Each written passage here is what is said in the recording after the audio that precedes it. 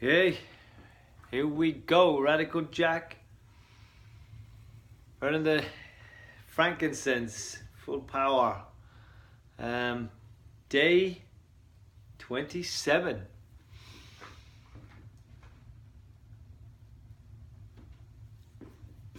Yeah, how we all doing?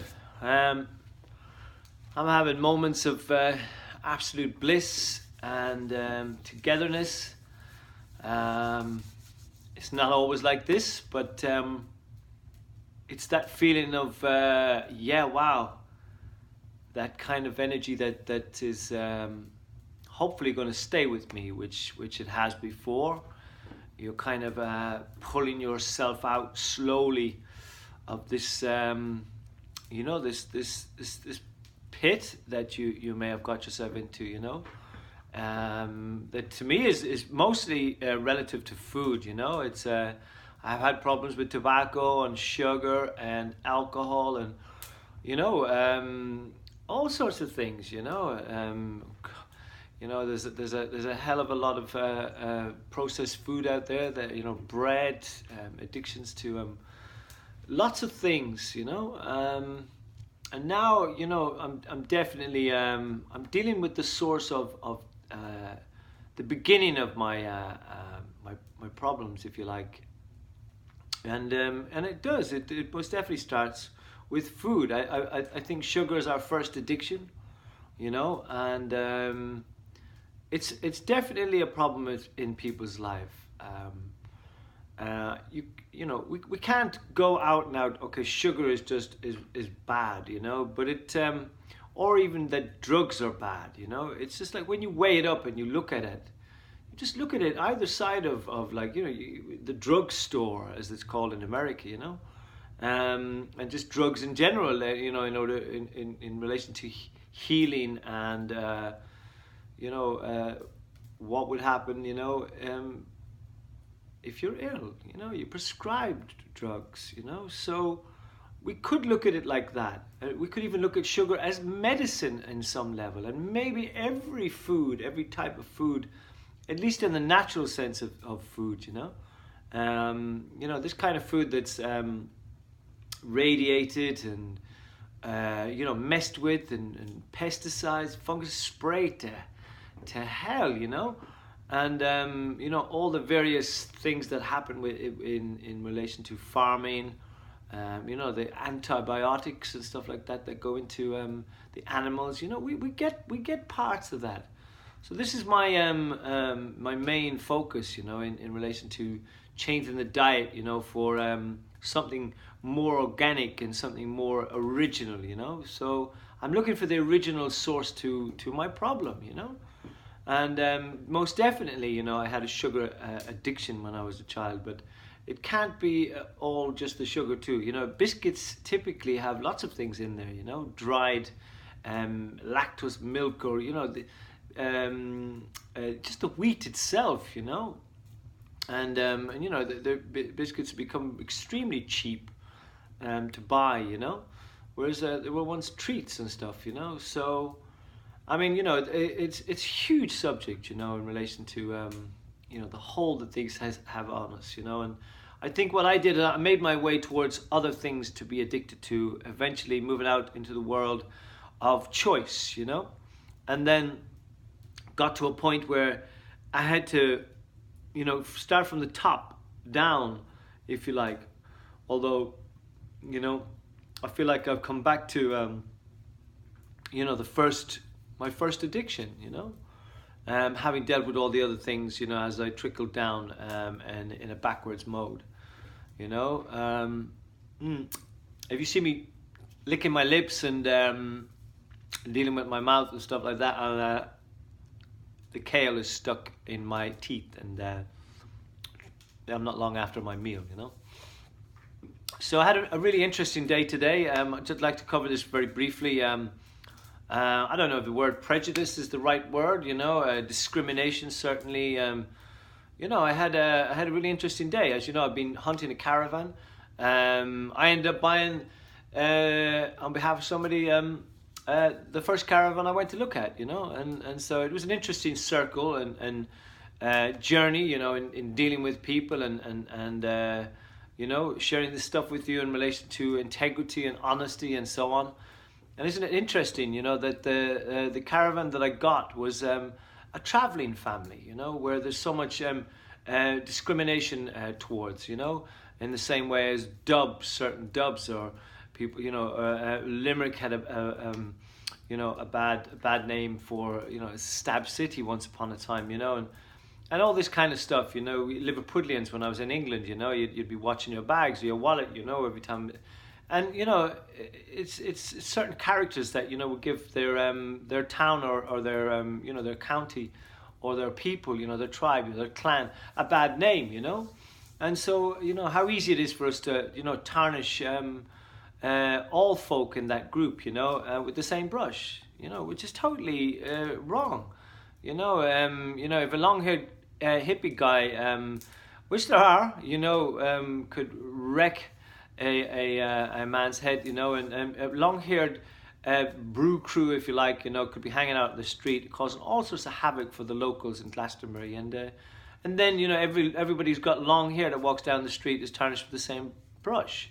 A black man in London, I remember, you know, robs a handbag off an old lady, and suddenly everybody's paranoid of every black person that walks past. And you know, where do these prejudices come from, you know, and why are they there, you know? And does the media manipulate this in their favor, you know, to keep everybody on their toes, you know, where there's this constant us and them? So, you know, I take my hat off to this traveling family, you know, for being honorable and integral, and you know, I certainly didn't treat them. I'm well used to this, you know. I didn't treat them in any way. You know, the caravan was mint. It was absolutely spanking clean. And, you know, I didn't buy it in the first place because it had, you know, I wanted to see everything working, you know. And, you know, the chap, you know, he didn't really know the caravan that well, you know. And everything had been working. So, you know, when I went back this time, you know, we got pretty close to it. And, you know, and I got a discount in lieu of if there is a park to be had. So, you know, and it all went well, you know. And it's that kind of thing where there will be certain people, you know, as soon as they find out the person is a traveller, they wouldn't even be interested because they have this prejudice towards them, you know. And you know, and the travellers in this country, you know, they are the Irish. They're the same people. They're probably more Irish than anybody, you know, because you know, they're less mixed for starters, you know. You know, they are the last of the Mohicans when you think about it, you know. And you know, words like knacker and you know, itinerant and stuff like that, you know, you know, the definition of these words, you know, it's relative to the work that they did, you know, horses and metal and so on. And you know, they did a lot of good things, you know. I mean, there was probably a time where we were all illiterate, you know, and you know, and there's nothing wrong with that. Lots of cultures did fine on an oral tradition, you know, and did amazing art, and you know, could carve things or you know, were skilled in things that, you know, were far ahead of some of the artistic work we have today, you know. And these were traveling people where, you know, they didn't believe in the house, you know. I mean, what was the 1916 Rising all about, you know? Do you think the people that got killed, the Pierces and the Connollys and all those characters, you know, because they were fighting against the English, you know, they were fighting against materialism, you know, and the wrong kind of capitalism, you know. And you know, and what happened really in reality is we just changed the flag and we kept the same kind of system, you know. And you know, when you go to the travellers and you look at the real travellers in the sense of the groups that still exist, you know, they were forced out of their bow-top wagons and into caravans and then into houses, you know. And the laws were changed with this kind of enforcement and intention behind it, you know. So that they could be accountable, you know, and go through this system that we have today, you know, where everybody has to be registered, you know. So, you know, and it's all because, you know, maybe there's a few bad eggs in each group, you know, that it's easily played then as to why this needs to be done, you know. And of course the public are only too willing to kind of go along with everything because, you know, their minds has been manipulated too. So, you know, I think as individuals, you know, we all need to stand up and be accountable for our prejudices towards each other, you know. because we've all been prone to it, you know. We all need to admit that, you know. Um, Most certainly, I really enjoyed meeting this family, and you know, it proves and confirms my own thinking in and around this, you know, where we really need to treat individuals for their behavior, you know, not add to that, you know, by naming the person as a traveler or black person or foreigner or whatever. You know, I think this is we need to wake up to this, because all this is doing is creating more prejudices against peoples, groups, with their various cultures and stuff. You know, so, and like I myself, I'm a traveler. I'm a new age traveler. There's no doubt about it. My mum used to make a joke. She used to say that she picked up the wrong baby in the hospital because Mrs. Stokes, our local travelers, were having a baby at the same time, you know. And I used to believe her, you know, and she was to want to give me back and all this kind of stuff, you know. Only that I looked like my dad, yeah. I never believed it. I wanted it to be true, you know, and I often felt like, well, maybe me and this traveler were coming into those two bodies at different times, you know, and were you know, got caught up in the crossfire, and I ended up in the wrong body, you know. I often wonder about that, you know, but I do. I have a traveler's soul, you know. There's no doubt about it, you know. And I've lived in squats and yurts, teepees, shacks, sheds, tents.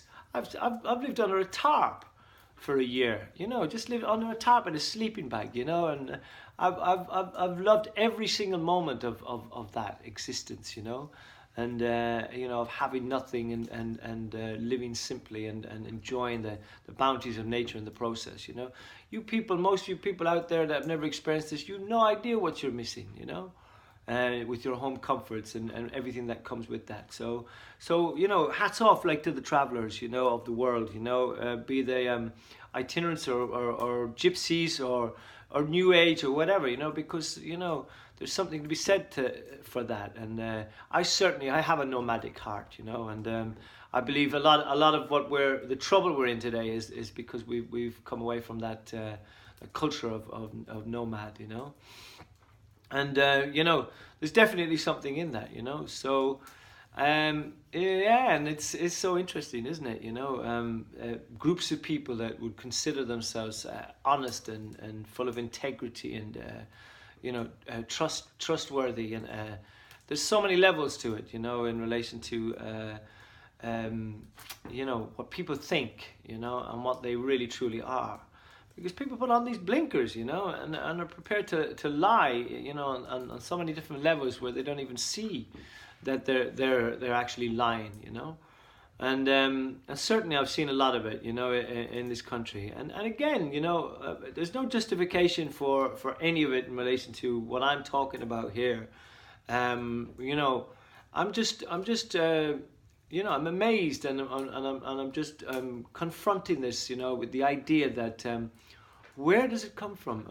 A lot of this, you know, and you know, we can ostracize each other, you know, a great deal, because of the manipulation of media, perhaps, you know, on one level, you know, within our communities, of what we think is right and wrong, or what's expected of us, you know, the Joneses, you know, to walk the line, and, you know, dogma, you know, this education, you know, television, you know, all this kind of stuff plays a big part in it, you know.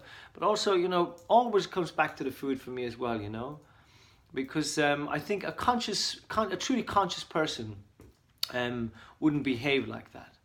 You know, and I was very unconscious once, and you know, I have my odd unconscious moments where I catch myself, and I try and confront that and make the necessary change in balancing those scales. You know, if I've done something wrong, you know, and I think that's okay. You know, but ultimately, you know, we all need to look at this, you know, as to where this is coming from, you know, and.